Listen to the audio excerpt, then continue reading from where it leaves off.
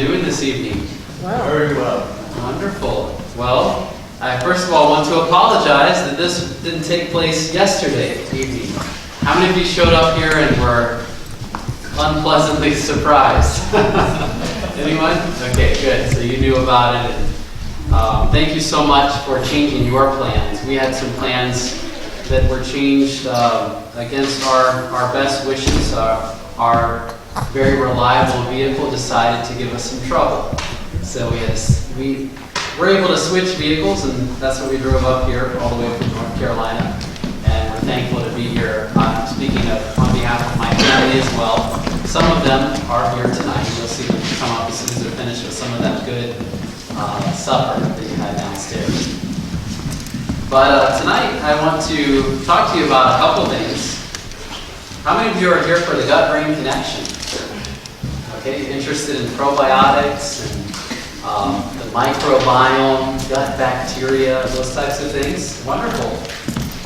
We're going to talk about this, but I'm going to do things a little bit differently this evening because we have something very urgently pressing upon us as well.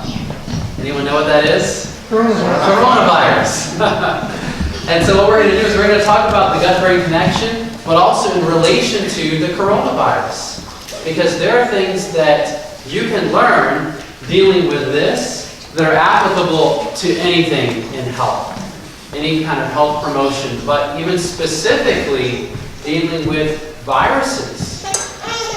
We're going to learn a little bit about how the microbiome can protect us from viruses. Something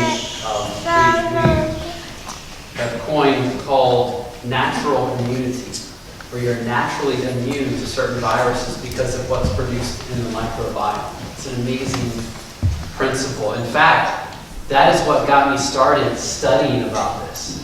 To give you a brief background, I was educated as a registered nurse, went through a few years of clinical rotations, working in various aspects of medicine, did public health for a little while as well. But I found my passion to be, okay, sure, and I'll come a little closer to you. I found my passion to be in prevention and community health education. The reason why is because it's a good thing for me to be able to interact with patients that are sick, that are even maybe dying, and I can give them some encouragement before they die. But you know what? I find it much more rewarding to help people before they get sick and before they go to the hospital. That's why I'm here tonight, okay? And that's why I'm going to share some other things that I hadn't discussed with the pastor before, but I hope that you're in agreement with that. That it's an important topic and something that needs to be addressed. Don't worry, it's not going to be anything scary. In fact, you're going to realize that you're very blessed living where you live in this part of the country. So I'll give you one more reason to love either New Hampshire or Vermont or wherever you are in New England. Okay, so let's go ahead and get started. This is just part of I think it's a 4-part series. I usually give it over the course of a weekend. But we're going to condense things down, and I'm going to just present mainly the first part. If you'd like to view the rest of this, just come see me and we'll talk about where you can actually find the whole series. I will have that on my website. But suffice it to say, we will cover quite a bit of this topic, and as you go home this evening, give you a lot to think about, and also some practical things to implement in your lives. Because I don't want to just give you a lot of theory, I want to make it practical. And so if you have questions that are very pressing, how do I make this practical? How do I do that? How do I do this for my family? I want you to go ahead and ask those questions. We'll try to answer them as much as possible. But if you can hold your questions till the end, we'll actually have a Q&A. And I'll even talk about coronavirus specifically during the Q&A. Okay? Are we all in agreement with that? Sounds good?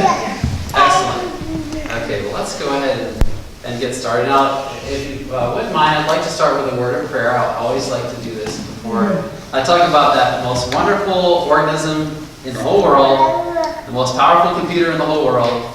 That is our bodies, our brains. So let's go ahead and start with a word of prayer.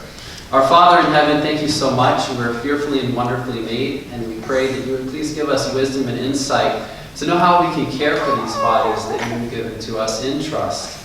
In Jesus' name we pray. Amen. Okay, so bowels, bacteria, and brains. What we're going to do is try to understand how this all comes together.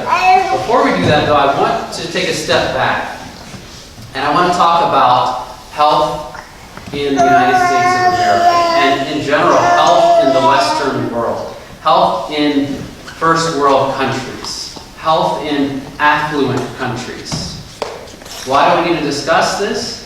Because we're facing not just a pandemic of coronavirus, we've already had a pandemic, and it's been the worst pandemic that we've seen in this nation's history just in the past 30 years.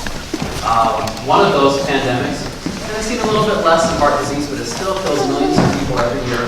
25% of Americans will die from heart disease. That's 1 out of every 4 adults. 40% will develop cancer. Of those, 20% will die from cancer. And the cancer rates, if you look at a chart of cancer rates in the early 1900s per capita, and now we've doubled our cancer rates. And the numbers are growing and growing. It's not something that we like to see in the medical profession because we know that 20% of those people will die from cancer. 27%, according to the CDC, I believe, back in 2012, 27% of Americans are pre-diabetic. And what do we know about all these things, by the way? What are we hearing on the news dealing with coronavirus? Are these things just isolated diseases, or do they affect everything? They even affect our immunity, correct?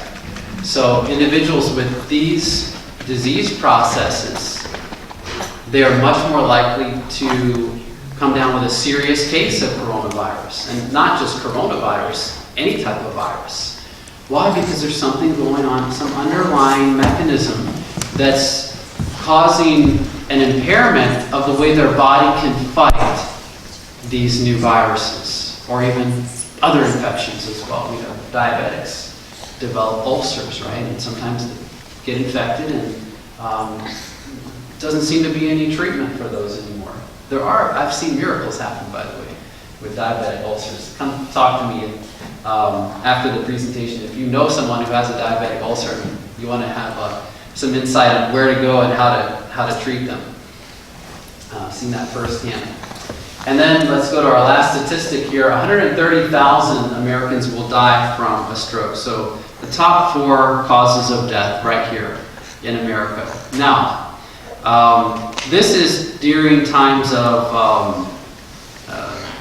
the absence of viral pandemics. We don't know how coronavirus is going to play out. It may end up being one of the top 4. I hope it's not. Anyone here with me on that? I hope it fizzles out. That would be wonderful. But we don't know for sure if that's going to happen. So it behooves us to be ready. And so by being ready, we can also deal with these things as well. It's not just about washing our hands. It's about trying to remedy some of these things here, reducing our risk for these chronic diseases, because that will also help us with the antiviral aspect. Okay, let's just take one of these and analyze what has happened over the past 30 years, because I told you we've already seen the biggest pandemic in this nation's history, and that was recently published by the Centers for Disease Control. They started a survey. They sent this out to the various states' public health departments, and they were asking how many of your population, as you can measure using these tools, are overweight, and how many are obese. These statistics I'm going to show you are just the levels of obesity. The levels of overweight are even higher than this. Okay? Well, they started these queries in 1985. And as you can see here on the screen, I can't point to that with my pointer, but I'll just briefly come over here for a minute. Everyone see this? There's a light blue and it darkens, and then it changes color over here, and then it darkens again in the hue. What does that indicate? Increasing or decreasing amounts? Increasing. Okay, so everyone understands this graph, correct? I'm going to go through it relatively quickly, so I want you to understand what the color changes mean. This is 1985. White, simply means there was no data collected as of 1985 and subsequent years. But you'll see before too long, all the states get on board and they're all sending in their data. Okay, so 1985, this is what it looked like. Let's just go 5 years at a time. Let's go to 1990. What just happened in 5 years? Better or worse? Worse. Worse. We see that we've gone up from less than 10% to, in many states, 10 to 14% in just 5 years. It seems like 1 percentage point per year. And you'll see this. It's kind of a trend. Okay, let's go to 1995. What just happened? Same thing. It's about 1% jump per year. And now we're in 15 to 19% obesity in half of the country. Okay. Oh, Maine, we just joined right there in 1996.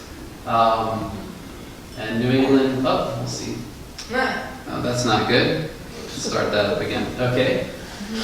And 2000, let me just jump back here. I always like to comment on this. 1998. Look at what happened in just 1 year's time. Look at that. Wow. Something happened there. I don't know what it is. I graduated from high school, but I think that affected this. Some people say, well, I think that was when America Online started to become more popular, and people started to use the internet more and more, and that increased the sedentary lifestyle of most Americans. So it could be. But whatever it was, it did drastically change the face of the weight status of most Americans. Okay, let's go to 2005. We see the same thing happening, and then all the way up to 2010. And I have to tell you, the CDC, when they presented this data in 2010, they said this is the worst pandemic we have ever seen in the United States of America. The worst. And you know what happened?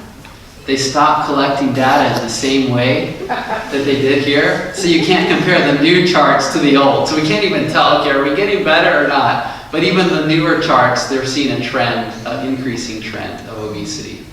But the reason why I show this is because it's so drastic and it's so apparent that our health as a nation is becoming more and more impaired. The researcher that presented this data at the CDC in 2010 said or projected that by the year 2025, which is just around the corner right now, 50% of Americans are projected to be obese. That's 1 out of every 2. That's in just 5 years. Okay? Now, it wouldn't be so bad if that was all that came along with these chronic diseases. Now, I showed you what happened with obesity, but heart disease also.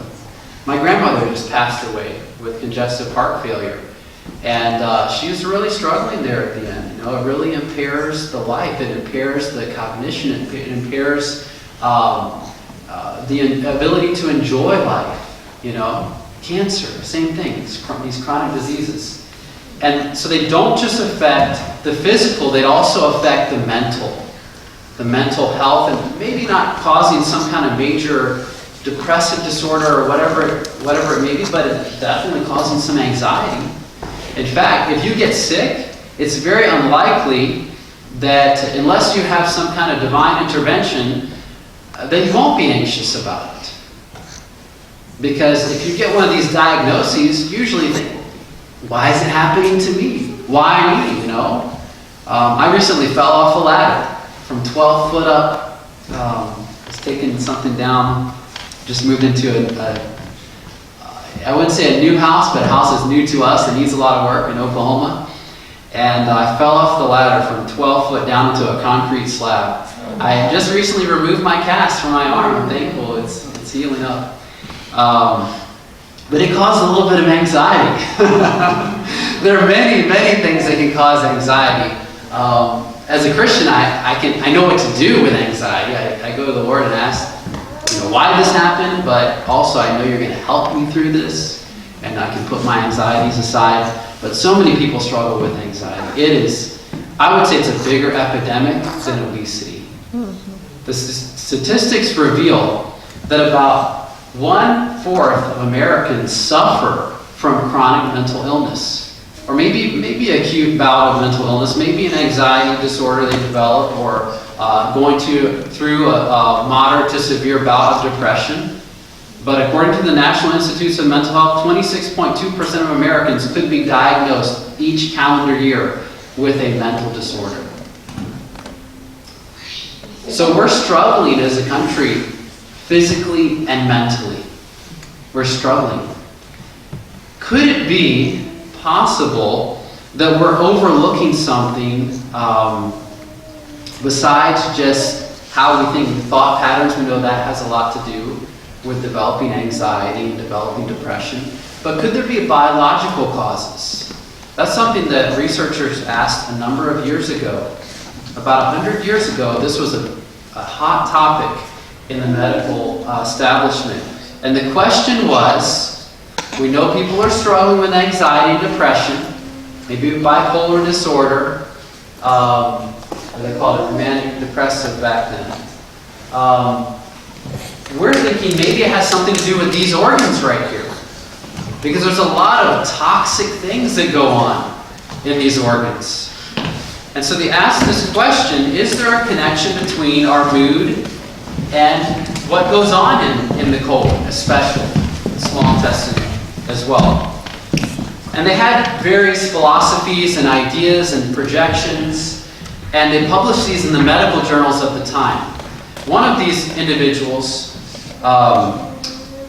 was named Anthony Bassler. He was the editor of a very prestigious medical journal, the American Journal of Gastroenterology, the study of your gastrointestinal tract. He was the editor, so he was very prominent in this realm of the study of the intestines and physiology behind what goes on there. This is what he had to say 100 years ago. It is probable that future years will show that many of the diseases classed today as of obscure origin, let me go back a second there, will be understood to be directly or indirectly due to states of chronic toxemia from the intestinal canal. What does toxemia mean? Let's break this down. If you don't know medical terminology, you're going to become an expert. All we have to do is break it down into its various parts. Emia refers to the blood. Something in the blood. So tox, you've heard of tox before, right? Where's that prefix come from? Toxins, right? So toxins in the blood. So now you're professionals, right? You're medical professionals. All of you understand how to do this.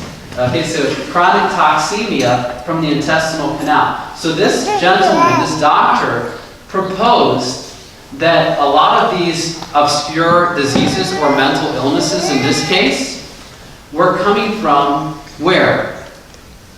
Not just thought patterns, coming from the gut itself, which was a semi-radical thing to say, but he had a lot of other physicians that were thinking the same thing.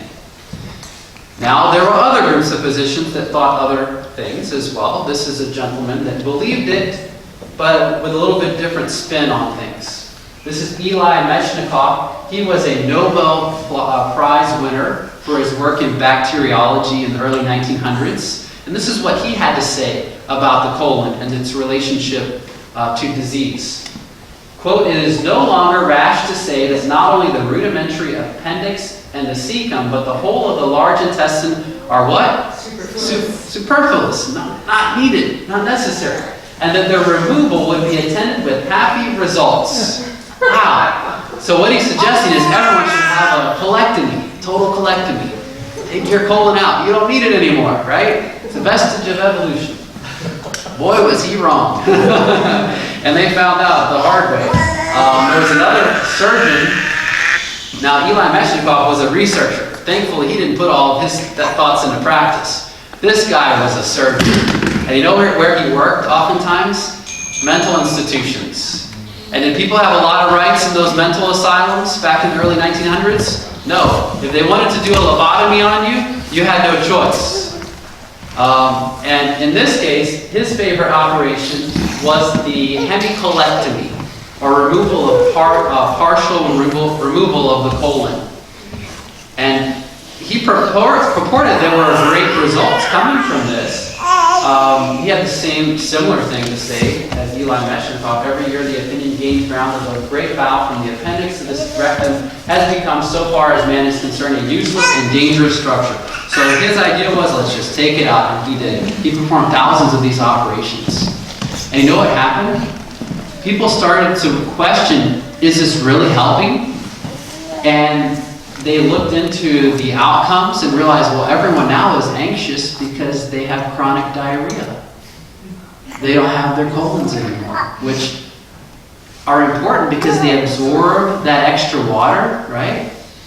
And now everyone's anxious. Maybe they were depressed before, but now they're depressed and anxious because they don't have their colons.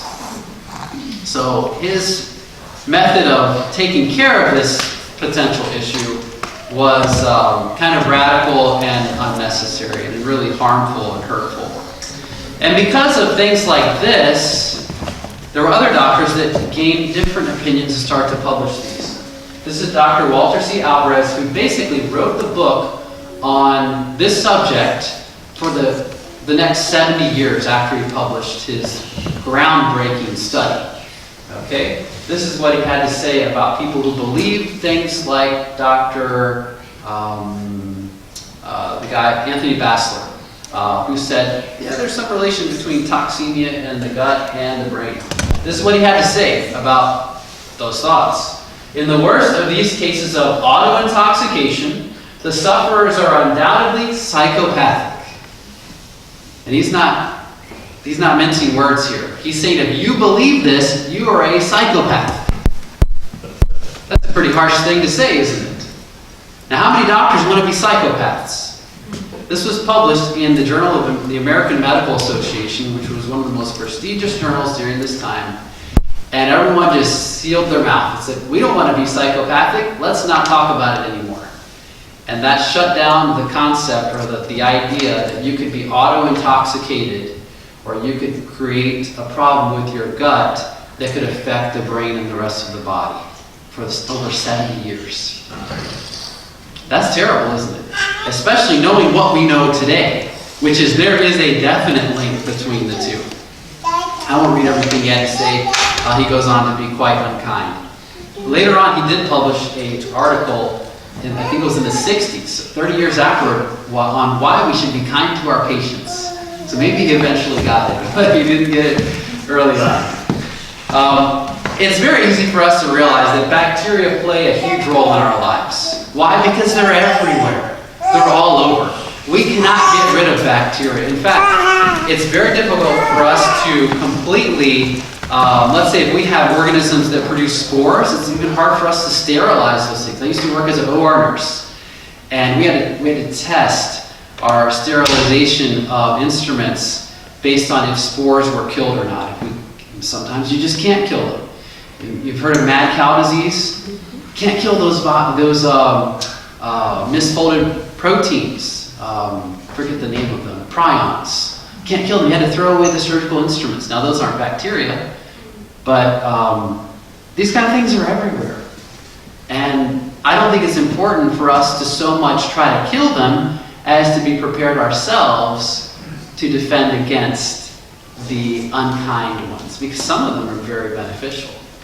But some of them, like coronavirus, which is the virus, not a bacteria, we don't want to have on our skin. We want to wash our hands, keep them clean, right? Because things like coronavirus can stay there for a little while. But bacteria, they can kind of settle in and they can just dwell there. I don't show this in this presentation, but there are areas on the body that have different strains and species of bacteria. Did you know that?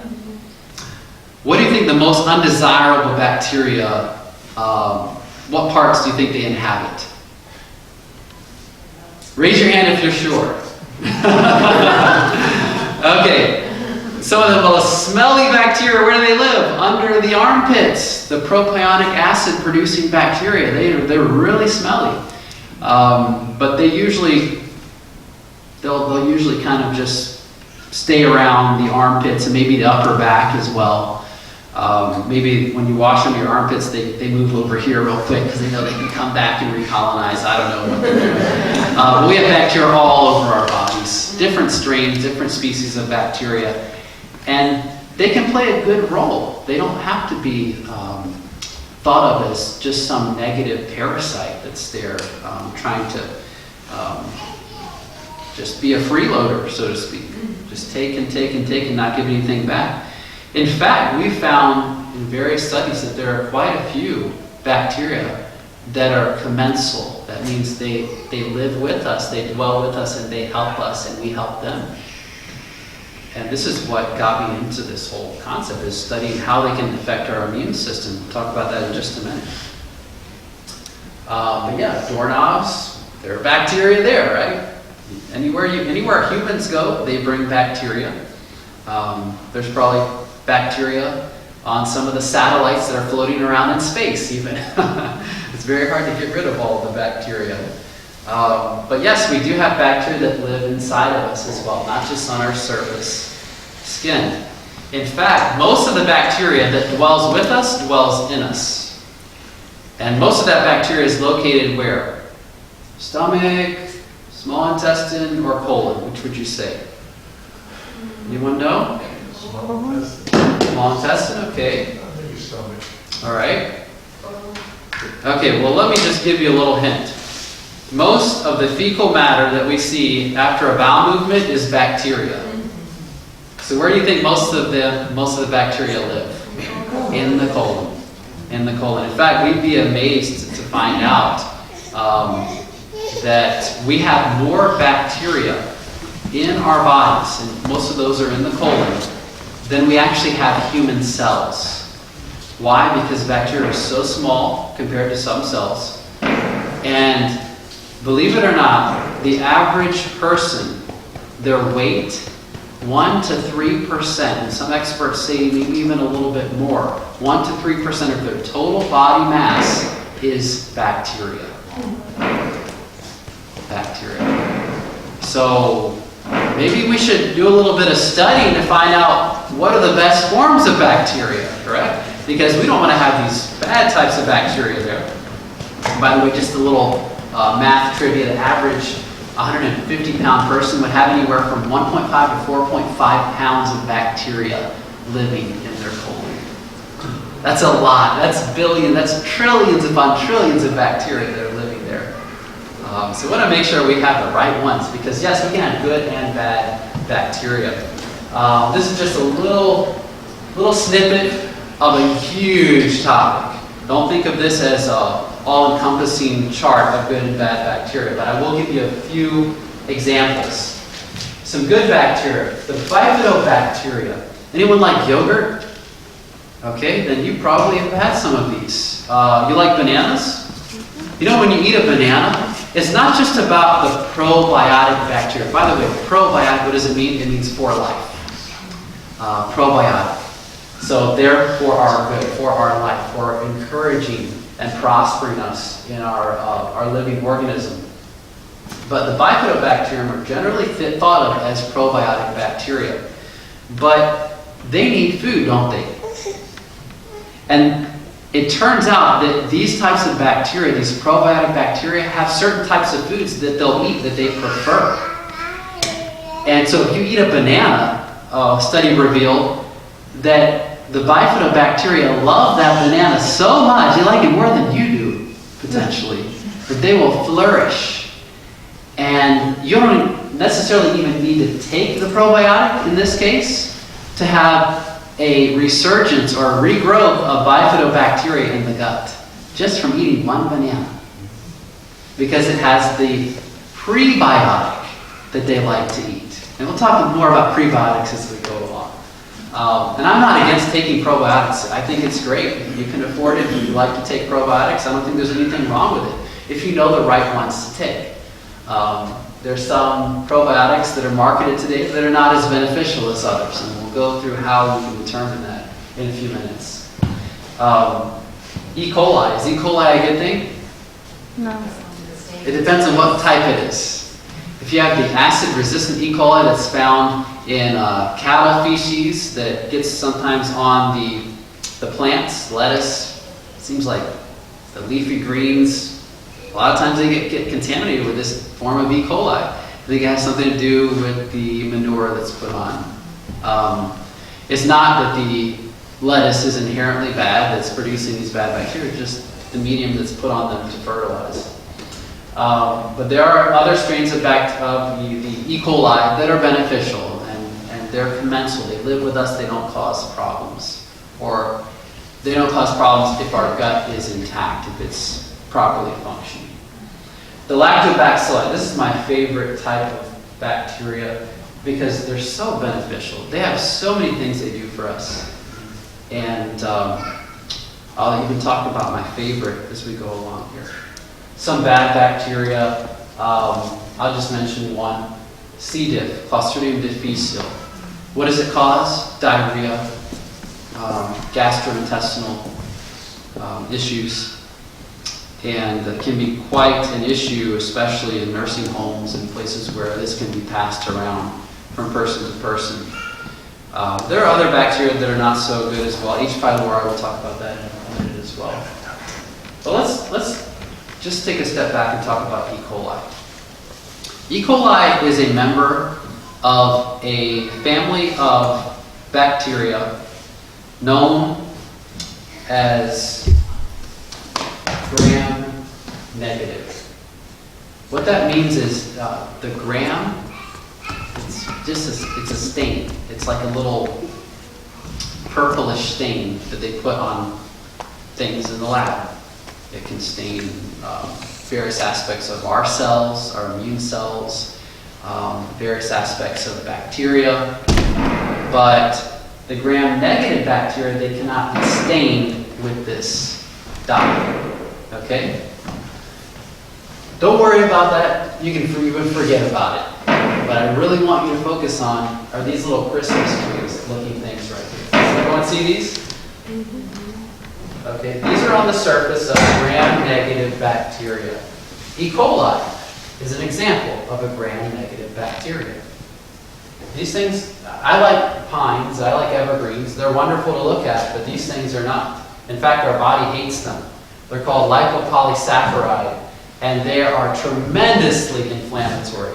Tremendously. Anyone ever heard of sepsis and septic shock? I believe it's 60% of individuals with septic shock succumb from this little compound right here, the lipopolysaccharide. It's so inflammatory, these bacteria start reproducing,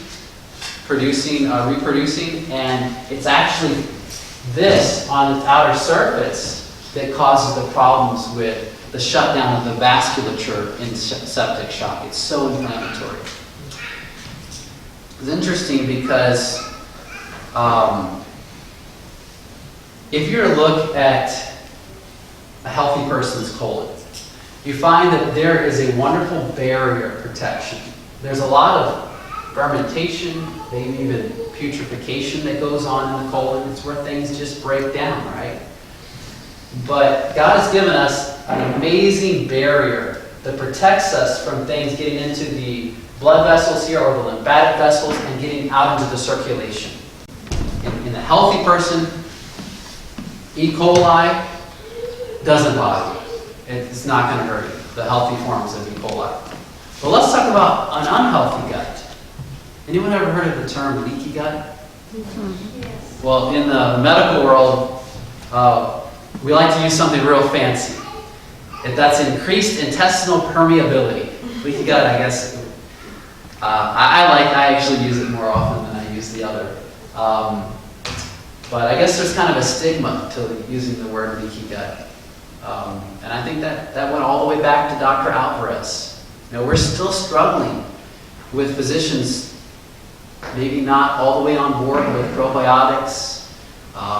But I think most are. Most are really pushing probiotics, especially when they see the benefits that are widely published now. Excuse me, that's increased intestinal permeability. Okay, so what happens when there's increased intestinal permeability? And let's just take one aspect of this, an increased amounts of lipopolysaccharide. Okay? And that can happen just with E. coli, right? They produce lipopolysaccharide, those little Christmas trees. What can happen? Well, this is the brain. And what you see over here is, this is a barrier, but it's not the blood-brain barrier. The blood-brain barrier is a barrier that we've been engineered with that's actually coating the veins, the arteries, leading into the brain. How does it help us? Well, it keeps things in the brain that need to stay there, and it keeps things out of the brain that shouldn't be there. It helps prevent us from infection. It helps make sure the brain is receiving the adequate and optimal amount of neurotransmitters or precursors to neurotransmitters, the building blocks of things like serotonin and so on. So it's a very important thing for us to have working correctly. But when the barrier function of the colon is impaired, so leaky gut, guess what happens to the brain? Well, one study revealed, or actually a number of studies, revealed that lipopolysaccharide, when it comes out into the circulation, it goes over to the blood-brain barrier and it batters holes into the blood-brain barrier. It penetrates and goes into the brain, and what do you think it does there? If it causes inflammation out in the body, what is it going to do in the brain? Inflammation. It causes inflammation. The term is neuroinflammation. And you know what it results in? You think good or bad things? Bad. Definitely bad things. At a very, very small amount, 0.4 nanograms per kilogram. You can't measure that on your kitchen scale. It's been shown to cause acute anxiety, depressive symptoms, cognitive deficits, we just can't think as well anymore, and increased pain sensitivity as well, especially in the abdomen. That doesn't sound like a good thing, does it? So, leaky gut equals leaky brain. Okay? Now, do we already see that Dr. Walter Alvarez was wrong when he said that if you think there's a connection, you're a psychopath? Yep. All of us are psychopaths, I guess. Because we believe the evidence, but it's pretty clear. Pretty clear. I think you'd have to be psychopathic not to believe at this point. So the question is, what can we do about it? Because a lot of us have issues with our guts. And it's not just about the type of bacteria you have in your gut. Yes, some will cause more problems than others with leaky gut. But just stress. Stress is probably the number one impairer of the intestinal permeability, the number one cause of leaky gut. You know what stress does?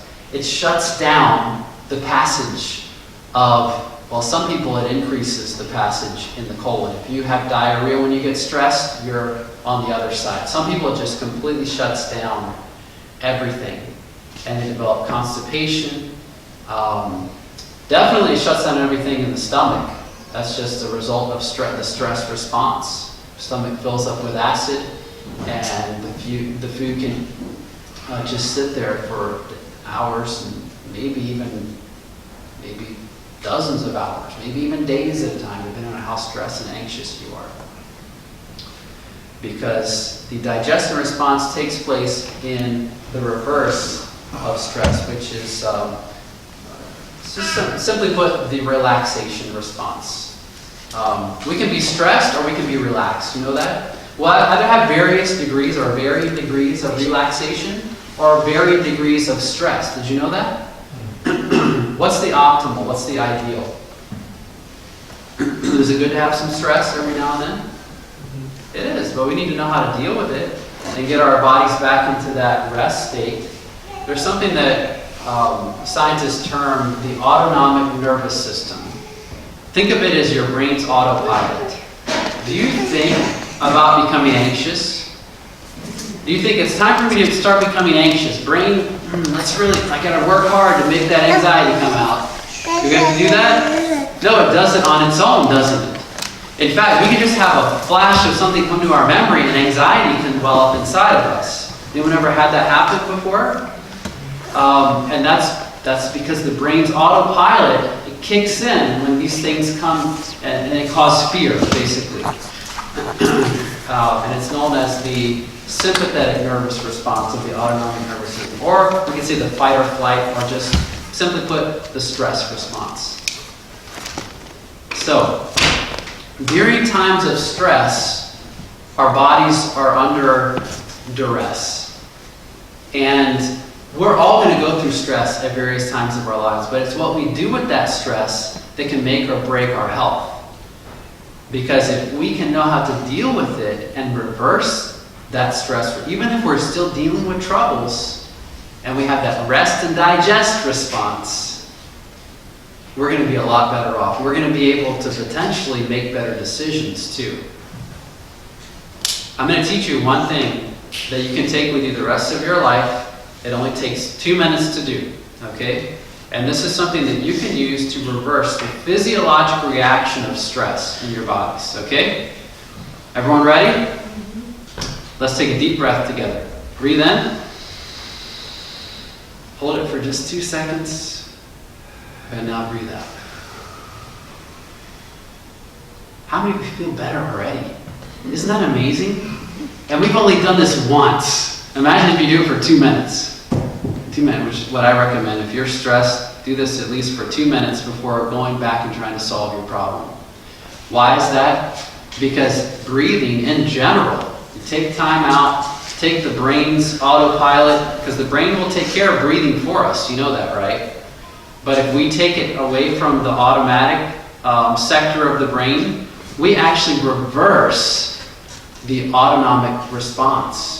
We can turn a stress response into a rest and digest response just by taking some deep breaths. That's pretty amazing, isn't it? That's really important too, because a lot of times when we're in stress or under duress, we tend to make bad decisions. Why? Because when you're in the fight or flight response,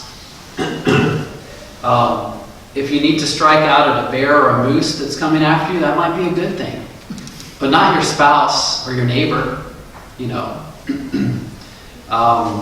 We need to be able to be calm and collected when we deal with stresses, interpersonal stresses.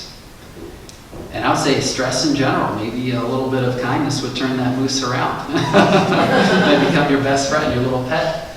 But honestly, I would run as fast as I could if I saw a moose. Maybe that's not the best course of action, I don't know. But whatever you do, do it. Those things are dangerous. Okay, so what happens when we're in this relaxed response? It's known as the parasympathetic nervous response. It promotes a rest and digest response. Our stomach decides, okay, I'm going to start working again now. Our small intestine says, okay, we're going to start getting those digestive juices from the pancreas again. We're going to produce our own here, or not, so we'll secrete our own. We're going to produce some as well. We're going to start digesting things. We're going to enhance the blood flow to the digestive organs so we can get the most amount of nutrients absorbed in our system. Now, let me ask you a question. How many of you think it's important to eat healthy? Anyone? Okay. How many of you will eat healthy but really don't like it deep down inside? Don't raise your hand. You don't have to admit it. What do you think is going on if you're stressed while you're eating? Are you absorbing all those nutrients? No, you're not. I used to present these types of subjects for individuals really that would come from all over the world. I worked at Uchee Pines Institute for about 4.5 years. I actually worked with Dr. Agatha Thrash, if you know, many of you know her or knew her. I actually got to travel around with her for a year. I was kind of her, I set up her computer and I would just listen to her. And then I was able to give presentations as well, so she kind of took me under her wing. Where was I going with that? It's been a long trip, I'm sorry. Not enjoying, yes. Thank you very much. So, I was presenting this subject, and there was a lady from New York City, actually, who, she got back to her room that night, and she said, you know what, I really don't like any of this here. I don't like this healthy food. I don't like exercising. I don't like this. That young man said, if I don't like it, I'm not going to get the most benefit. I'm going home. And she went home. But you know what? She came back 2 years and she was fully committed. Now, I'm not saying if you don't like it, just ditch it. What I'm saying is, to have the right mindset and to try to enjoy doing those things that are beneficial, because you'll get the double benefit. Sometimes we can go 2 steps forward and 1 step back, or maybe 1 step forward and 2 steps back, just by the way we think about things, or our perceptions of things. So I believe it's so important for us to think of, to think of those good things. Oh, do we have a power outage there? We might have. Let's see. Maybe it went into sleep mode here. Let's try Now this. that's your computer. Yeah.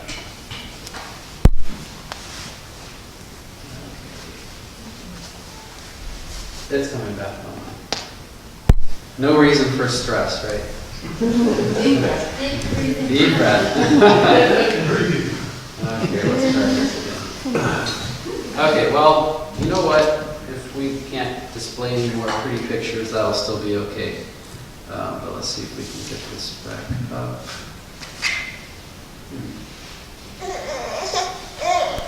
This is stress healing 101. Yes, that's right.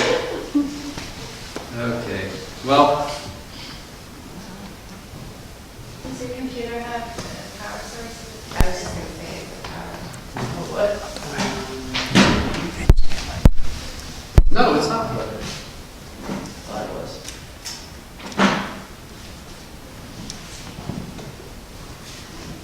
Okay. There you All go. right, wonderful. Okay, so let's go back up here. Stress, yes. All right, so what can we do with stress? Well, one of the most powerful things we can do with stress, besides just deep breathing, is love. Scientists have found the most positive effector of the parasympathetic response, or the stress reduction response, is love. Is thoughts of benevolence, of goodness, of peace, and the greatest of these is love, believe it or not, according to the scientific studies. One article I found back in 2005 said that love has consequences for health and well-being. Engaging in joyful activities such as love may activate areas in the brain responsible for emotion, attention, motivation, and memory. And it may further serve to control, what is that? That brain's autopilot system. So if we have loving, trusting relationships, that's a very, very beneficial thing for our health. And you know, even if we don't, we need to get them, right? We need to create them in our minds. Because it never helps us to go around with hatred in our hearts, or animosity, or anger. It doesn't help us physiologically. It causes that stress response to persist. So besides just the deep breathing, having that loving atmosphere around us is really essential for our good health. Now that being said, I've shown you some things you can do with stress. Let's talk about some specific bacteria, and let's also talk about the coronavirus, because that's a stressor, isn't it? It's definitely a major stressor, but it doesn't have to cause anxiety. So let's go over here to, by the way, I have so much more to share, just we'll not have enough time to do it, but suffice it to say, this is the keystone. If you can get this, all the other things are just building blocks to healing the gut or preventing gut issues. What happens in the mind really is the biggest effector of gut health. And it really, that's the basics. Probiotics, good. But if we hate our spouse and we hate their guts and we just don't want to be around them and they just cause stress all the time, the probiotics will not do any good. Okay? They won't. They're wasted. Down the toilet. We need to make sure that we have a positive home for the bacteria to live, not just feeding it the right things, but putting it in the right place, the right position. And the way that we think can either make or break also their environment. Okay, I'm going to talk about my favorite type of bacteria, the certain type of lactobacilli. I'm looking for it here.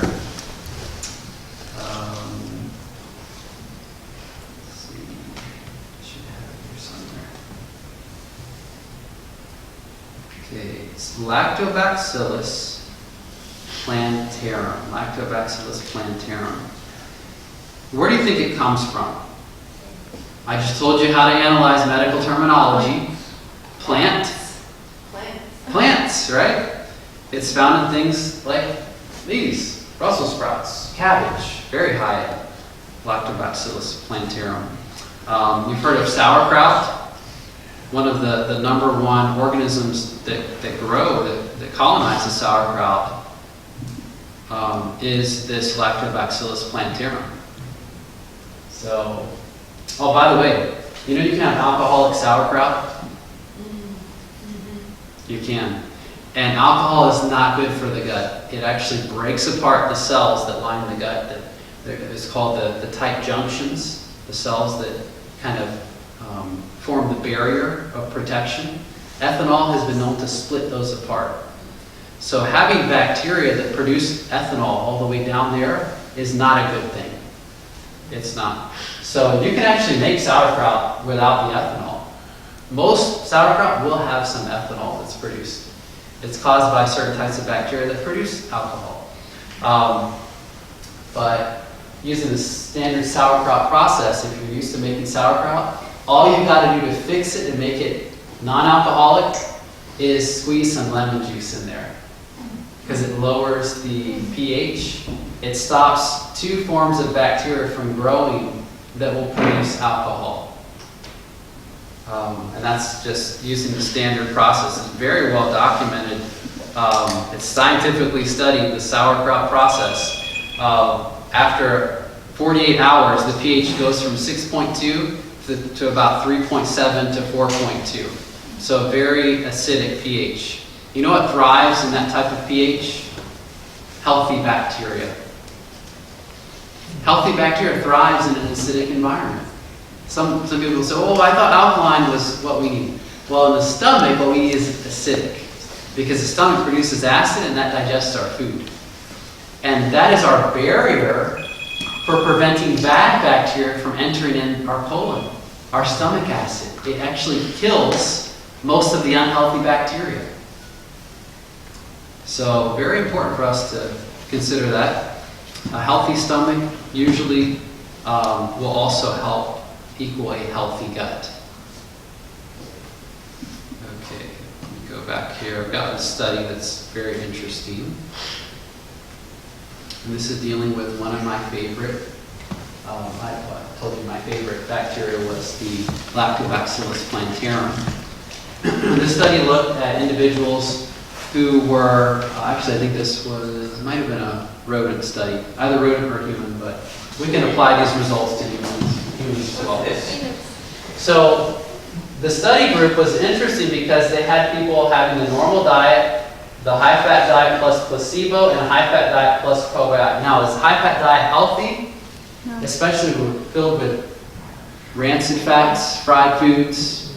No, not, especially not those unhealthy fats. Well, this is what they were consuming here.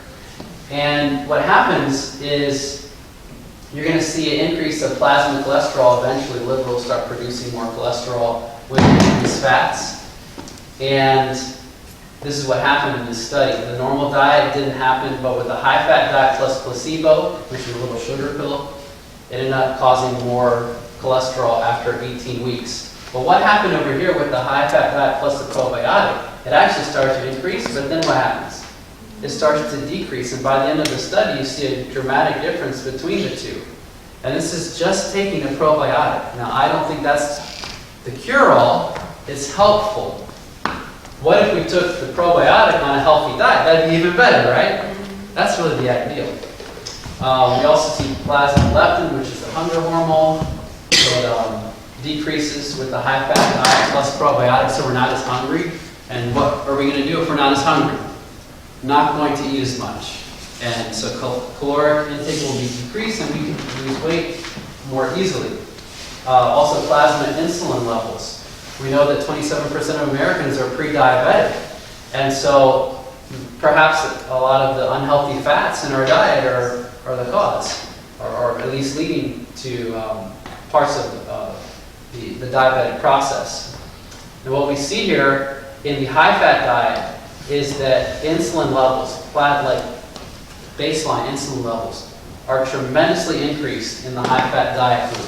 What does this mean? It means these individuals are clinically diabetic or getting close to it. They did a study, I believe it was in Colorado, where they fed a group of healthy young men whipping cream. That's all they fed them.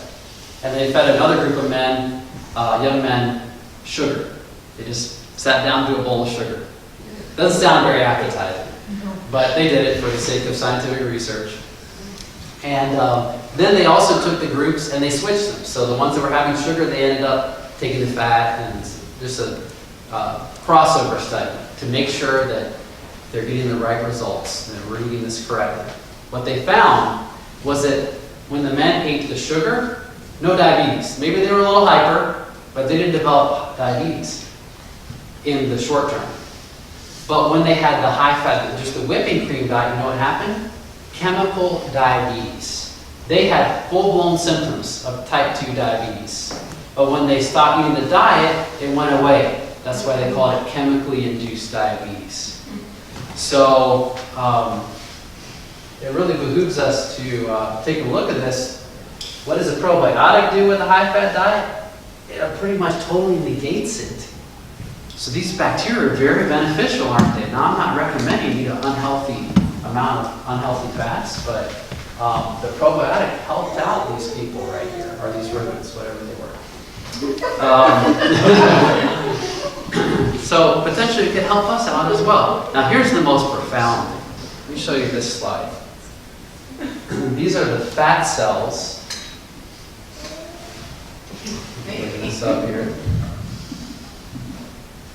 These are the fat cells. What the fat cells actually look like on these individuals.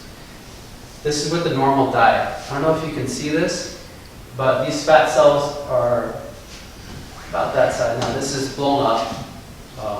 It's a microscopic slide here. The fat cells are about this size. High-fat diet plus placebo, you see how much bigger they are? They're much larger. What does that equate to? Increased weight, because these are our storage containers for fat. And the high-fat diet plus placebo, plus probiotic, it actually had more similar results to the normal diet in terms of the amount of fat in our bodies as compared to that one, just the placebo. Now, here's where I get into the coronavirus. Do we have another 15 minutes? Does that sound good? We'll take 10 minutes of questions. I don't want to keep everyone out late at night, because that's one of the things you need to do is get a good night's sleep. Okay, you want to know what bacteria are pictured here or are used here in the probiotic? It's the Lactobacillus plantarum and curcumerus. Where do you think that comes from? Turmeric.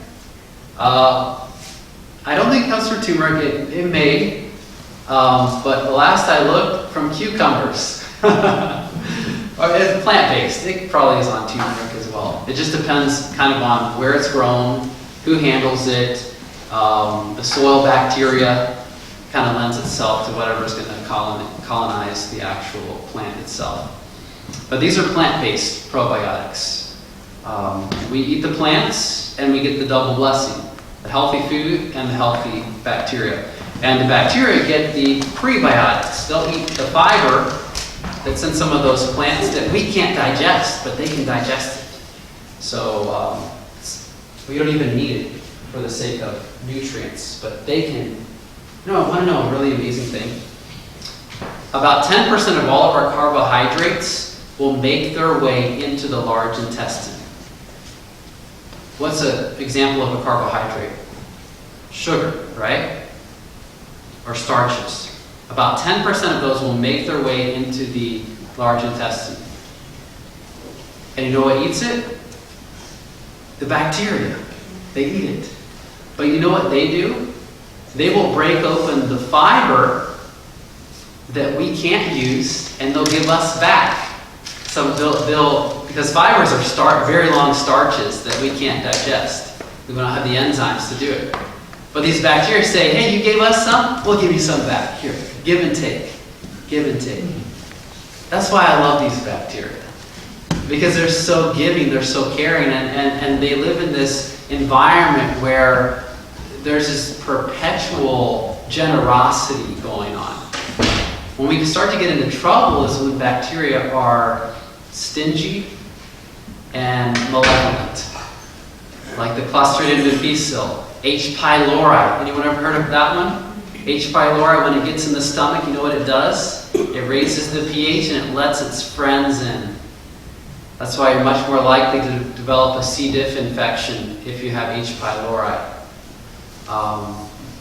Very likely to develop dysbiosis, which is the arrangement of the intestinal flora, of the intestinal bacteria, if you have H. pylori. Because birds of a feather flock together. Bacteria of a feather, they flock together as well. So important for us to have healthy bacteria. And as I said before, a lot of that is going to come from our plants. They live there. And they'll eat the residue of the plant that we can't eat when they get to the colon. I have a question. Yes? So when you're saying this, are you implying like you could just eat straight out of the garden and you don't have to take any actual probiotics from the store? Well, some people have made that decision. I would say if you're growing your own fruit and vegetables and you've got them in your garden, you really have a gold mine because you have healthy food and you've got the bacteria that are there. You know the bacteria. You know you haven't irradiated the bacteria, you haven't put on toxic manure and that kind of thing. You're probably going to have some really high quality bacteria on those plants. Give an example. Vitamin B12. It comes from bacteria. It's not produced by anything else, just bacteria. Dr. Thrash used to say the fact that animals are so high or animal meat is so high in B12 does not make me any more inclined to eat it because that just means it's filled with bacteria. And usually it's not the probiotic type that are living in the animal products. They're there to break down the animal when it dies. So where can we get B12 from then? Well, we can get it from healthy bacteria. Lactobacillus plantarum produces vitamin B12, methylcobalamin. And they did a study, this wasn't published anywhere, but just a physician did a study at UC Pines where she had people that were low in vitamin B12. And instead of giving them a supplement right away, she decided, I'm going to see if eating out of the garden, just eating big salads and fruits and vegetables from the orchard, if this will increase their B12. Because theoretically it would, because it would increase the amount of bacteria, and they're going to start producing this substance. Sure enough, after I believe it was 12 to 18 days, their B12 was sky high. So those bacteria will produce it, and they can produce it in such high amounts that we can even absorb it, which seems almost unheard of. But if you think of the way God produced us in the beginning, He produced us in the garden. I mean, He put us in the garden and He gave us these plants to really supply all those necessary nutrients. I'm not against using vitamin B12 supplements. I think if you're low, you should take them. But I think there are a lot of benefits from this garden produce that we're just now starting to realize. And one of them are all the nutrients, the micronutrients that the bacteria are giving us that are colonizing these plants. So if you're eating plants at all, you know where a good source of probiotics are? Say, in your mouth. Believe it or not, you have a lot of strains of probiotic bacteria living in your mouth. They live there. Study found that lactobacilli, 85 of these various species of lactobacilli were isolated from the human mouth in one study. 85%. You want to know what the predominant species were? Well, I'll just tell you one. Lactobacillus plantarum. It's there. So chew your food thoroughly because you're actually creating your own probiotic foods when you chew. You're mixing those healthy bacteria into the food, and the I don't have time to get into a very complex subject tonight, but if you want to really be able to figure out what the healthy forms of bacteria are and the unhealthy, come talk to me after the meeting. I'll get you set up with being able to watch the whole series. But suffice it to say, the bacteria that are acid-loving means they thrive in an acidic environment. They'll thrive, they'll survive the stomach acid. These are the ones that are also the most beneficial, most of the time, most beneficial when they enter into the colon. And so I just see this as a wonderful thing that God has given to us. He's given us the fruit and vegetables that have the bacteria on them. It has the prebiotics already there that the bacteria can eat later on. We chew it up, we mix it with probiotic bacteria that we already have as well, that's dwelling there in a more of a dormant state in our saliva. And we swallow it, the stomach kills the bad bacteria. The good bacteria start to grow in the small intestine, but it's still kind of a caustic environment there. But then they get into the colon and they thrive. That's their home. They start multiplying exponentially. And they return to us some beneficial things. One of them is lactic acid, lactate. Studies have found it to be neuroprotective. It protects our brains from injury. It's quite amazing. Okay, so how did I get involved in the study of this? Well, let's go to a prettier picture. How about that before we talk about this? How did I get involved in the study of this? Well, I was running an online training program called Pre-Ebola. Yeah, I think it was 2013. Remember the Ebola scare? And what I did for my students is I brought them through and showed them all these various things, lifestyle-related things that they could do to improve their immune health and to be prepared and ready for the potential of a pandemic. It never happened, I'm thankful. But what do we have in front of us now? Officially today, it's a pandemic, global pandemic. So I started studying these things. One of the things I came upon was the term natural immunity. And I'll kind of finish on this subject here. A lot of these viruses that we're seeing, they have some commonalities. For instance, influenza and even Ebola, they have a glycoprotein structure. They're sugar-coated. And they'll have certain molecules that are on their outer surface that are somewhat universal. One of these molecules is a type of sugar, I believe. I can't remember the name of it now. It's been so many years. I believe it was some type of a galactose, maybe alpha galactose. But the reason why I was so intrigued by this is I read that if your body has antibodies, so the immune system has antibodies that are already produced for the sugar is found over here on these viruses. So what does the immune system do? It goes over and it says, hey, I don't know who you are in terms of your overall structure, but no, you don't belong here. And so it places a target. The antibody locks on, and the other immune cells come and destroy whatever it is that's targeted. So the concept is, if you have an antibody to that sugar that's only found on these viruses, you have something called natural immunity.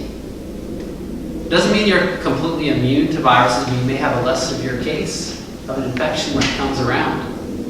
Why? Because your body is already targeting. If I wanted to hit a target, I could say this whole thing is a target right here. Or I could say that little thing right there is a target. And either way, I can hit it. Well, that's what the immune system is doing.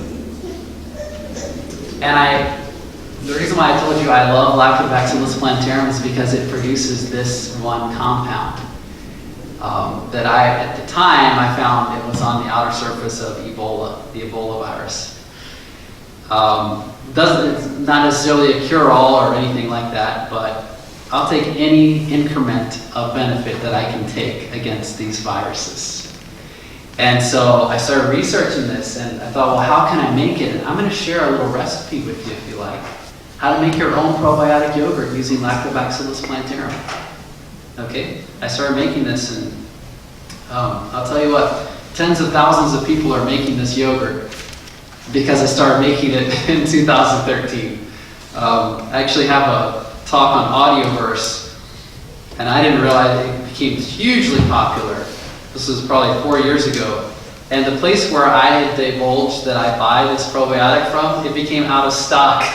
So I knew people were really into it. And everywhere I go now, I have my friends tell me, oh, I'm making the yogurt that you told me how to make. It's very simple. And simple way of increasing your probiotic intake.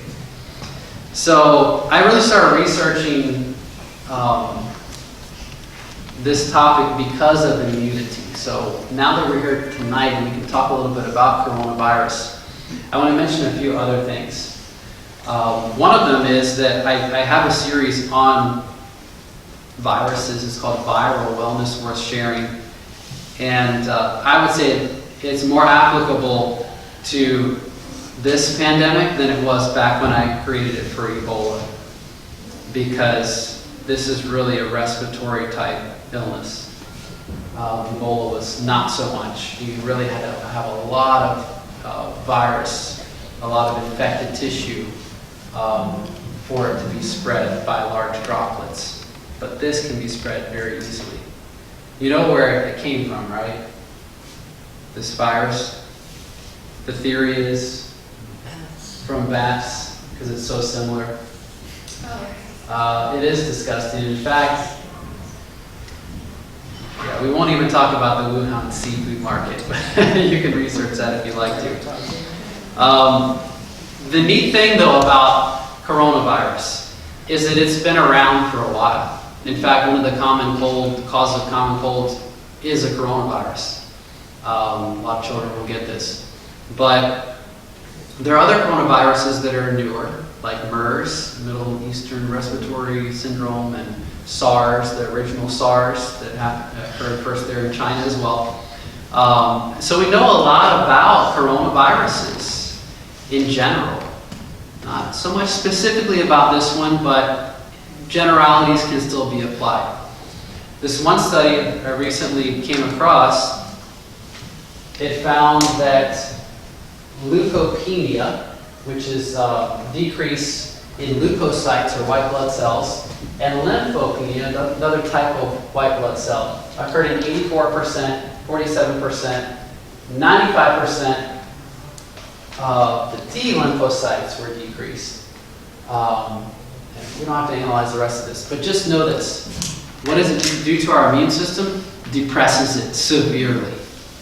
So if our immune systems are supposed to be fighting the virus, how are they going to do that when the virus is suppressing them? The best way is to have a head start.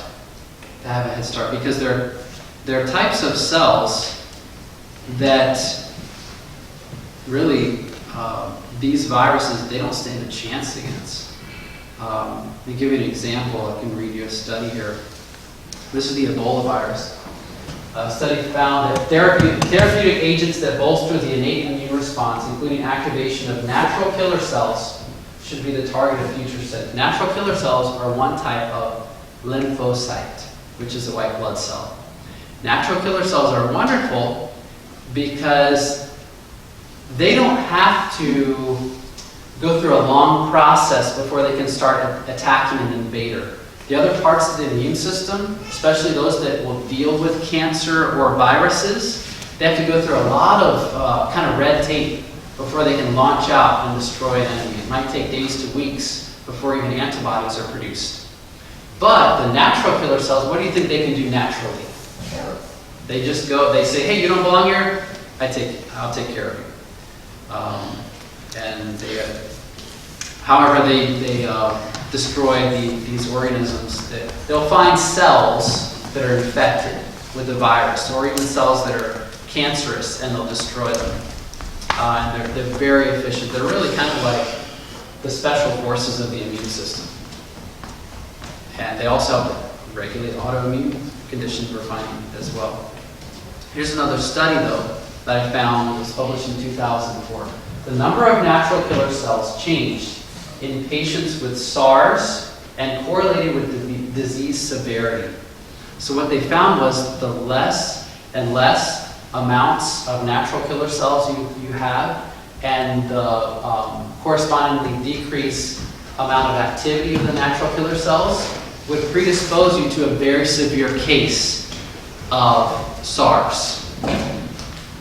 The question is being raised, why do children seem to have much better outcomes than adults with coronavirus? Some people say, well, I think it's because children get coronavirus, they get the common cold, so they may have more antibodies. There may be a cross protection that's given. Maybe. What I think it is the fact that children are constantly being bombarded with new infections, right? With novel infectious agents. What is this coronavirus? It's a novel, I'm not talking about what you read, a book you read. I'm talking about new, right? It's a new virus. The body has not seen it before. It came over from bats or wherever, snakes, wherever they think it came from. The body has not seen it before. The immune system has not been able to detect it hitherto, and so it takes a while until it can actually analyze it and start to destroy it.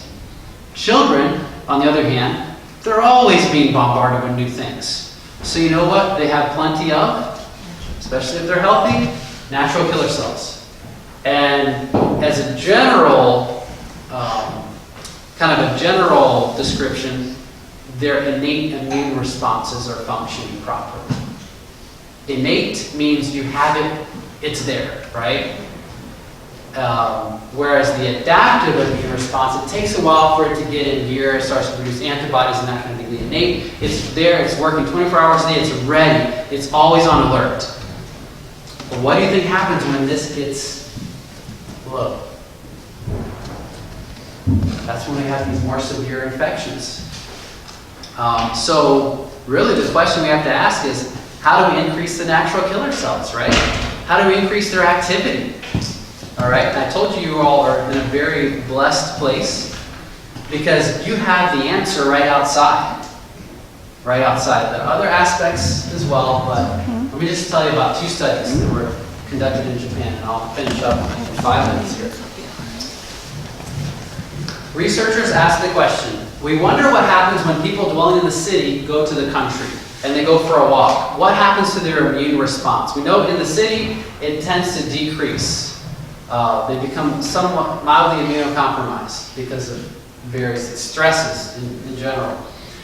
So let's take them out to the forest, let's see what happens. So they brought these people out, took 1 day, had to go hike through the paths in this nature preserve, and they found that there was a particular aroma in the air. They had evergreens that were growing there in Japan. And a particular aroma was emanating out from these evergreens. You've heard of essential oil? Well, these were, the evergreen essential oils were diffusing into the air from the needles. And you go beside a pine tree and you smell the essential oil, correct? There was a fraction of that essential oil, or a component of that essential oil, known as pinene. Where do you think that comes from? Pinene. Pine, yes, or pine needles, that's right. And so the researchers realized, okay, there's pinene in the air from pine essential oil. Let's check their immune cells now.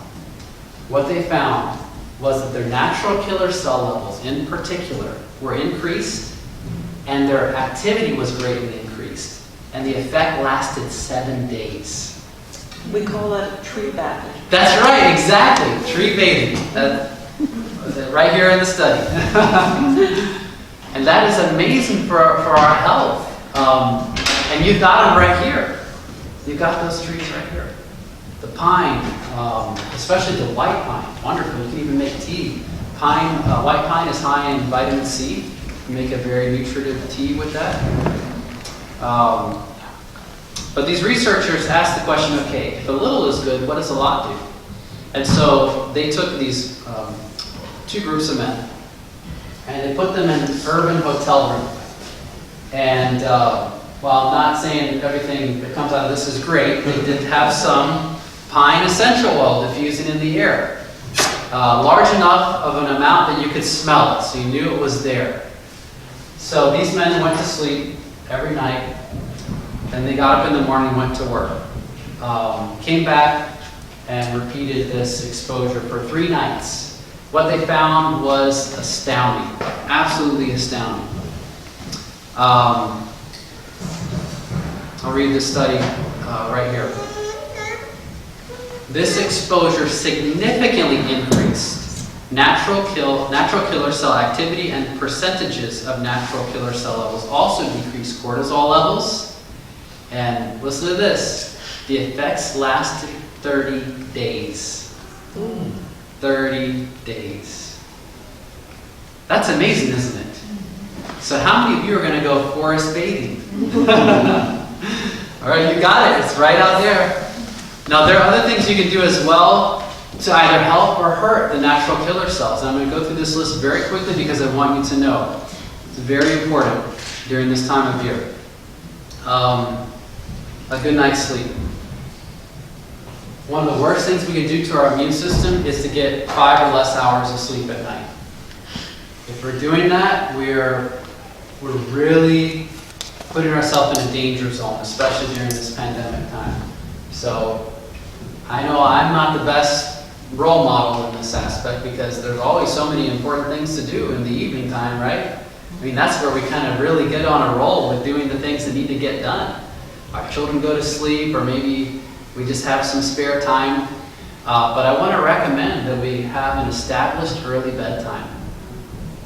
It's so important. And it has to be regular to get this benefit.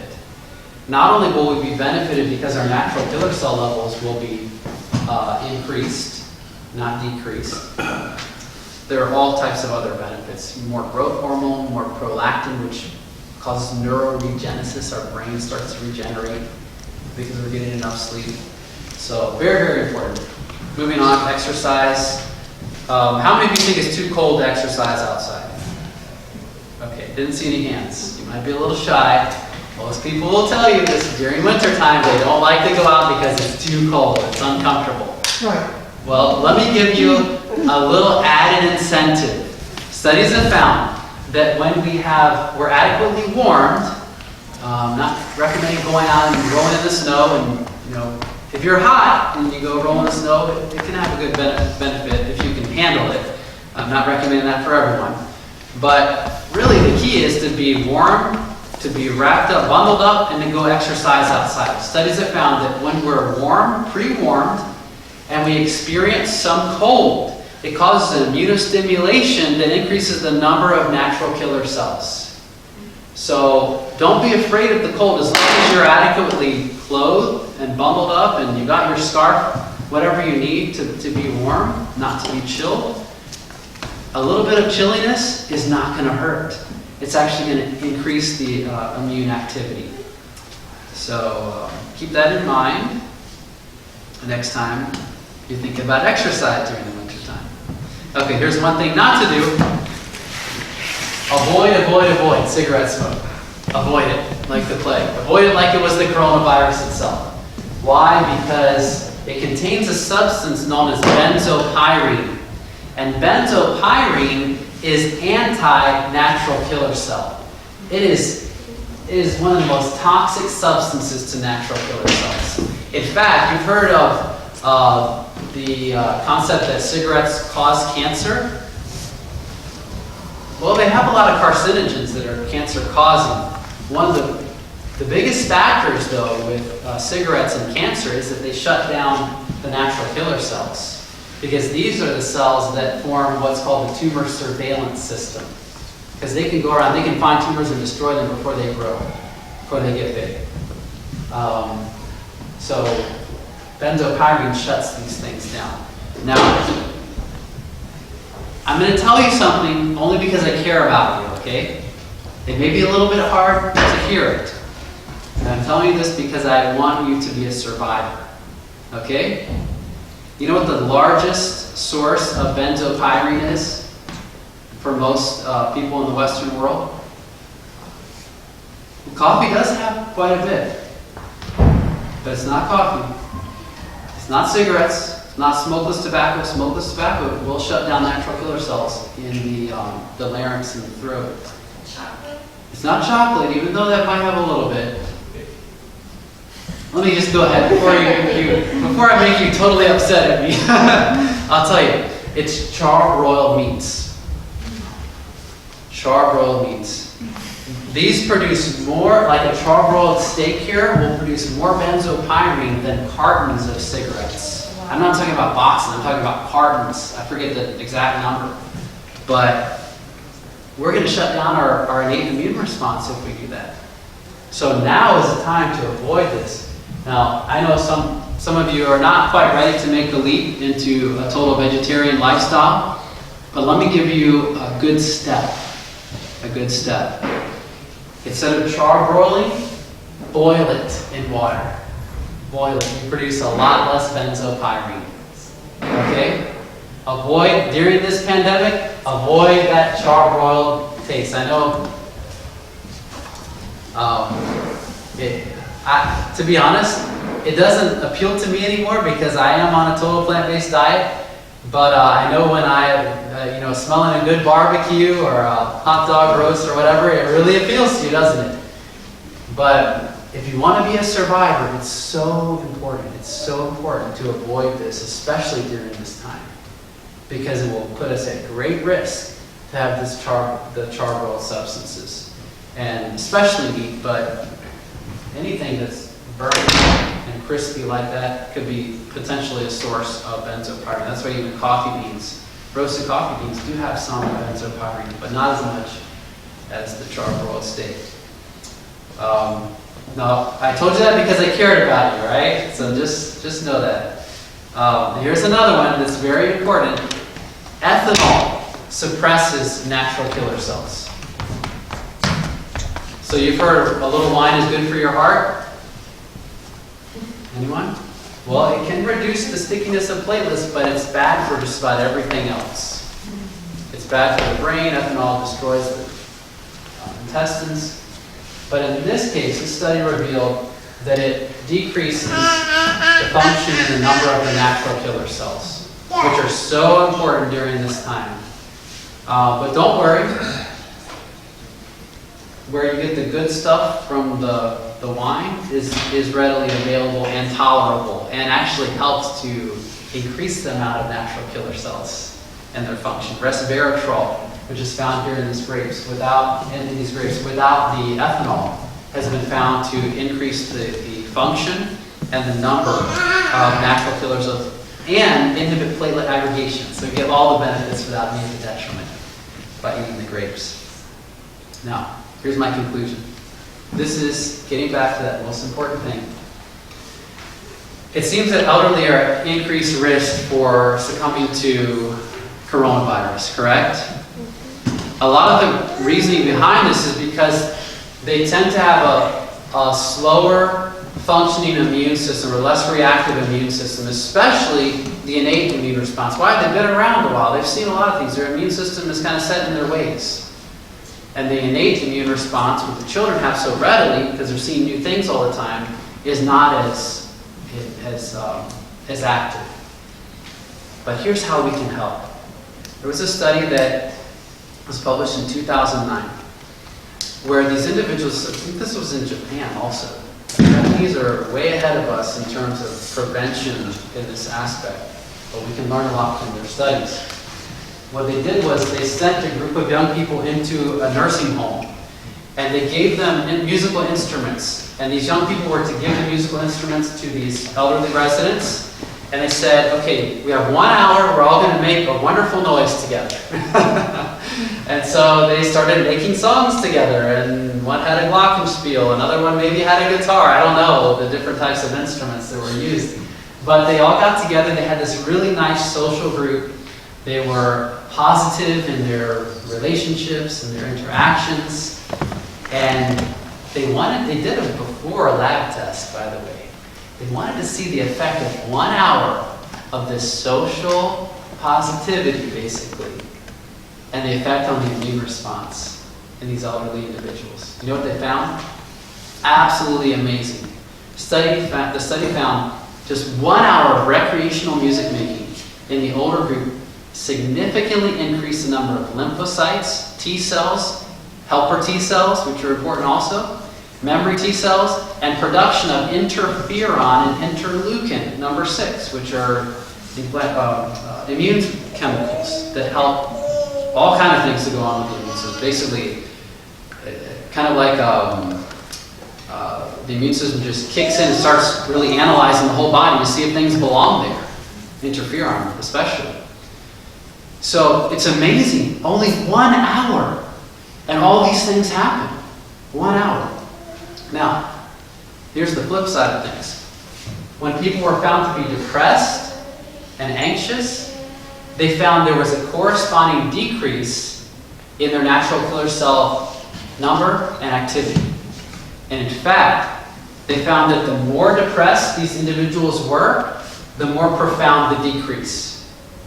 So if we're anxious and worried about getting coronavirus, what are we actually doing to ourselves? We're increasing our risk.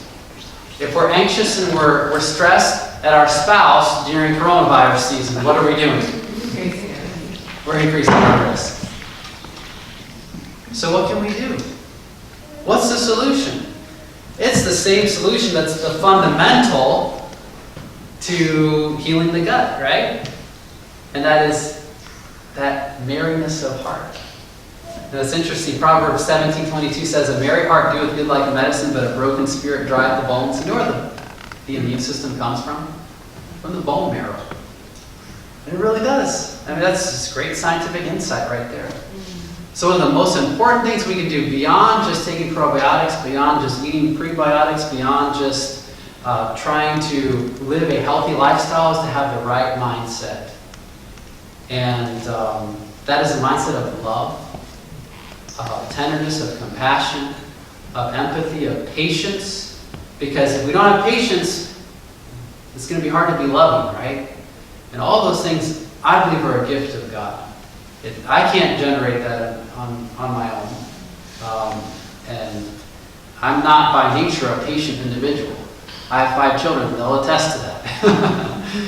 But it's something that we can have, I believe, if we ask God for it. And we help each other with it as well. So now is the time, more than any other, during this pandemic, to be kind to those even who are unkind to you. You know why? Because if you're not kind to them, what they're doing to you is going to bother you. Do you know that?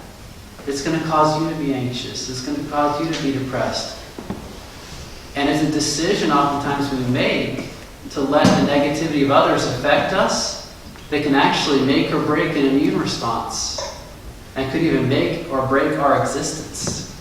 Just a simple decision to be positive, to be joyful, to have that merry heart. Because it does do good like medicine. All right? Okay, well that concludes this presentation. Can we take a few minutes for questions? Anyone? Anyone have any questions? Yes, here and then here. Could you please recommend a brand of probiotic to take? I know I was surprised that my gastroenterologist nixed all things except one brand. Mm-hmm. Okay. Well, I can tell you which one I like to use. And the reason why is because I've had such good benefit with it. This is one of my daughters here. This is making our own yogurt. Nice thing about this form of yogurt, you don't have to heat it. It's so simple that, how old is it? Maybe 6? My 6-year-old could do it. This is the one I like here. Jarrow Formula's Ideal Bowel Support. This contains 1 strain, but a lot of it, of the Lactobacillus plantarum. Studies have found if you have 1 dominant strain that's good, that bacteria will promote the growth of other bacteria that are they're efficient in doing other things beneficial. For instance, the lactobacilli might say, hey, I'd like a bifidobacteria to come in because we can't digest this certain fiber over here. And we don't want to see a good fiber go to waste, so let's let the bifidobacteria come in and grow up over here. And then they grow up another colony over here. But the bad bacteria, you tend to have a lot less strains, but a lot of them are birds of a feather flock together. So you have bacteria that are not so beneficial or even downright hurtful. They kind of start to come together. So my philosophy is focus on one strain, build it up, and eat healthy and be healthy. And you're going to have overall a lot of these nice strains that are growing. And let that bacteria decide, because sometimes we'll put a multi-strain probiotic in the body and they fight each other. Because nature never intended for those two bacteria to be together. And if they fight each other, you're not going to get as many benefits, and you might get some detrimental inflammatory compounds there instead. For instance, the plantarum will produce cobalamin, vitamin B12. But if it's in the presence of an opposing bacteria, it takes that B12 and it turns it into biowarfare weapons to attack the other bacteria. So my philosophy is and I'm not opposed to multi-strain probiotics. I just think you're still going to get some good out of it.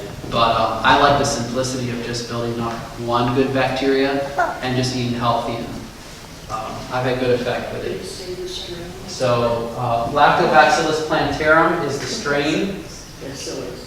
And ideal bowel support. This is the best one that we've found. We've made yogurt with others, but it hasn't cultured very well. And the reason why, there's only one reason, is because the bacteria were not viable. They weren't alive. There's really no other reason why. This bacteria should grow even at room temperature. It's a primary culturant in sauerkraut, which is cultured in lower temperatures. Yes? So in another area, I don't know if you're familiar with this, but in like treating Canada, and then it's recommended to stay away from things like sauerkraut and yogurts and all of those things. So then what do you do to build up the bacteria? Well, what you're doing is staying away from the wild yeast.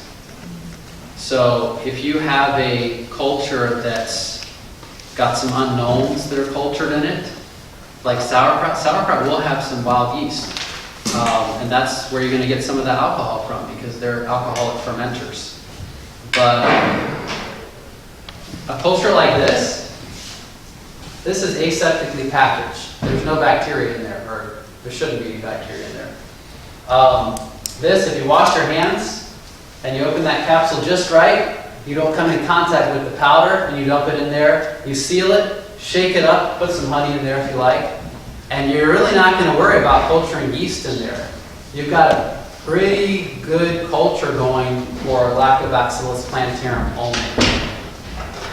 Maybe some bacteria in the honey, but if it can stand being in the honey, it's probably a good bacteria. But primarily, you can even culture this just using these two. We've done that before as well. Keep in mind, this is going to be like your European homemade yogurt. It's not going to be super thick. They don't put gums. We're not going to put gums and binders and thickeners in it.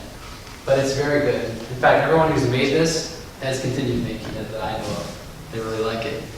Yes? Question here, and then we'll take your question, sir. My question was, what's the recipe? Okay, recipe. Very, very simple. So you need I like to use this, the West soy milk. And by the way, whenever I mention this to a congregation, I'll go to their local Walmart afterward, like a week later, and I won't see this on the shelf anymore. My daughters can tell you.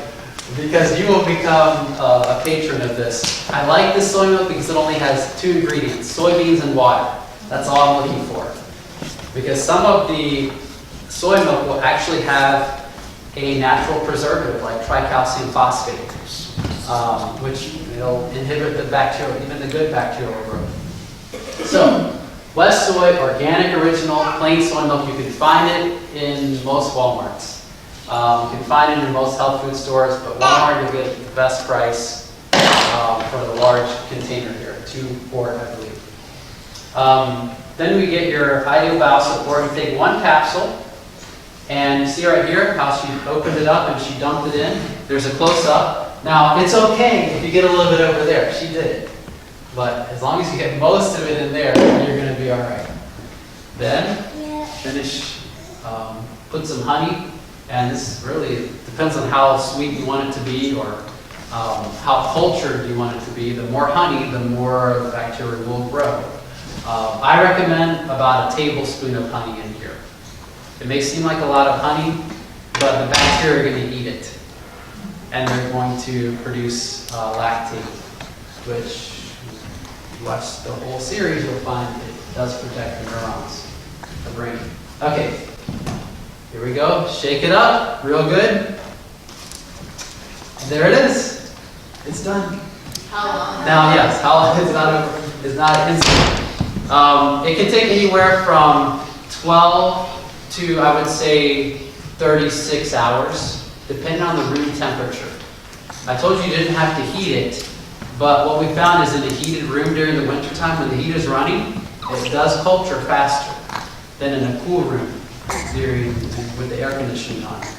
So if you culture it at 75, 76 degrees, it probably would be ready in under 24 hours. If you culture it at 90 degrees, it'll be ready maybe 8 hours. If you culture it at 105 degrees, it will never be ready because it kills the bacteria. This bacteria dies off, I believe, at about 103 degrees Fahrenheit. So you want to keep your temperatures lower than that. You can use other milks, but it may not curdle. You'll just have it become a little thick. And just because of the protein content of the soy milk. Soy milk does have more protein, and that breaks down because of the lactic acid, and it curdles. So you could try with almond milk. We've made it with almond milk before, I believe, and other types of milk. But what I recommend is using aseptically packaged, because you'll have a lot less risk of contamination. Okay, sir, over here, I'll take your question. So is there an internet site where we can find this? Yes. I'm actually working on a site that I'm going to put all of my videos on that I've ever done, which I think hours and hours of video. And I'm not sure where I'm going to place it right now, but I'll just give you my main site. And if you go there, at least you'll find updates to where it's going to be. I may actually title it something specifically dealing with Corona. May even do another Corona class or something. But the website is healthislife.org. If you look at your little flyer here, it's the logo down here. That's my main website, healthislife.org. You can sign up for our newsletter there as well. It'll be updated on when that thing is actually up and running. Let's see, I did want to mention one thing here. And I do have a DVD series that's available. This was produced by Blue Mountain Television out of Walla Walla. They ran this on their television station. I think it's still on there. In fact, it's been for 2 years. But this is a 13-part series. It's a complete season series of a program I did for them a couple years ago. But if you like the information on the immune system, gut health, it's all here. Maybe not as enhanced as the specific presentation, the specific like the gut-brain connection or viral wellness worth sharing, but we do have these as well. So we have the DVDs available tonight if you're interested. And fine essential oil. We have fine essential oil if you're interested. We actually provide these for a suggested donation. This is $50, same as Blue Mountain Television, at least they used to have it for that much. And this right here is $25, suggested donation. So, pine essential oil and the DVD series. Highly recommend it. And I'm not going to really talk about this much, but if you were at the Northern New England camp meeting, you learned about the Regenex lotion that we have, and we do have some of that, so come see me if you want to get some more of that tonight. And let's see, we'll take 2 more questions, and then we'll wrap it up. So I'm going to move us first. Go ahead. Okay. A couple questions. I've heard that a tablespoon of sauerkraut fills a jar of probiotics. Just information. A jar, well, it's possible. It's possible because there's so many bacteria that have been cultured in there. To give you an example, one capsule of the Jarrow brand has 10 billion potentially active organisms. If you take that and culture it in the 2-quart jar for 24 hours, or 24 to 36 hours, you're going to have trillions and trillions of bacteria in there. And yogurt has a lot more bacteria. Well, it depends on how they're culturing it, but it should have a lot more bacteria than a little capsule as well. So, yeah, it definitely could be a good option. Now, keep in mind, if you want to make the healthiest sauerkraut, got to culture it with that lemon juice, because you drop the pH, you inhibit the growth of undesirable bacteria in there. Even though eventually that'll happen, why not do it right away? And then you shut down the production of ethanol and a couple other things that are not so desirable as well. So What do you know about kefir? It's supposed to have over 50 probiotics as opposed to yogurt, which says around 10. yeah, kefir is one of the better beverages that's on the market today, but I will tell you that it does have some alcoholic fermenters because it's cultured with also yeast. I recommend using a straight bacterial culture, like the Lactobacillus plantarum culture, and you'll like the taste. It's delicious, honestly. And it's about the consistency of a thick kefir when it's produced, and it will not have the ethanol. The standard kefir, especially if you're brewing at home, may have anywhere from 1 to 2% alcohol by volume, which according to the FDA is an alcoholic beverage. 0.5% above that is considered an alcoholic beverage. So people that are alcohol sensitive or avoiding alcohol for religious reasons or health reasons would want to pick something where the primary bacteria is not an alcoholic fermenter. What if you second ferment it with lemon? If you ferment it with lemon. Second ferment it with lemon. I really don't know what that would do to the ethanol. I know you could definitely cook it, and that would evaporate the ethanol. But what would happen is then you kill the bacteria. That's like canned sauerkraut. There's no probiotic benefit of canned sauerkraut, by the way. You've got to have it raw if you're going to get the probiotic. But I could really go into depth into all the aspects of the different types of fermentation, which I do in the study, but I wouldn't have time to really get into it. I'd probably confuse more of you than I would help. So what I want to recommend is to watch the entire series. Go to my website, healthislife.org, and sign up for our newsletter. I'll tell you when that will be available in its entirety online. You can watch the whole series, and you will be an expert in fermentation types by the time you're finished. It's 3 hours, but it's time well spent. Yes, last question. I'm going to change my question because I was going to ask you about going into like different fermentation things. But I would like to know what you were sharing in that bottle. I had no idea what it was. You said I still have some was left from candy. Yes. What is that? Okay. Well, has anyone here used this? Okay, we have one user. I developed this lotion because I had a severe form of arthritis that was afflicting my spine. And it took me about 2 years of going through all different types of natural remedies before I came upon a couple that I really found relief using. One of them is a fraction from citrus essential oils called D-limonene. And D-limonene is tremendously anti-inflammatory. It's one of the most anti-inflammatory substances known to man. I've looked at studies that compare it with dexamethasone, which is a really powerful steroid medication.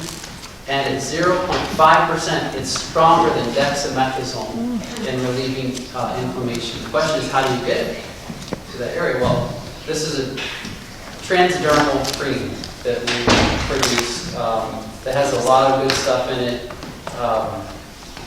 But if you're interested in finding out more, just come see me. I think my daughter's going to have a little table somewhere. At least she was supposed to back there. But come see me, I'll have all these things available. But I take this, not internally of course, I use this for inflammation. Other people have used it for other things.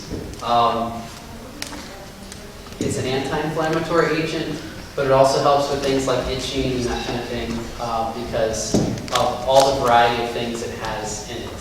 And I even recently improved it since the last time you might have used it to include some pine oil, and it's ultra concentrated as well, so a little goes a long way.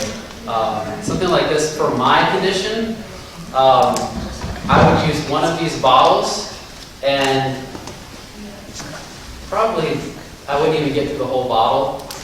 By the way, my condition is in remission. So, and it's not just because of this, it's because of this and a healthy lifestyle. These are catalysts. Natural remedies, they're not a cure-all. They're a catalyst to a natural healing process that's already begun because of good decisions we made that are revealing themselves in positive lifestyle changes. So that's really where healing comes. Well, that's the avenue I believe that God uses to bring a lot of healing into our lives. He can heal us miraculously, but He also wants to teach us. And I mean, I need to know that a good night's sleep is good because I need to be reminded of that. But I definitely have seen the benefits of a good night's sleep, plenty of exercise, deep breathing for stress relief, that kind of thing.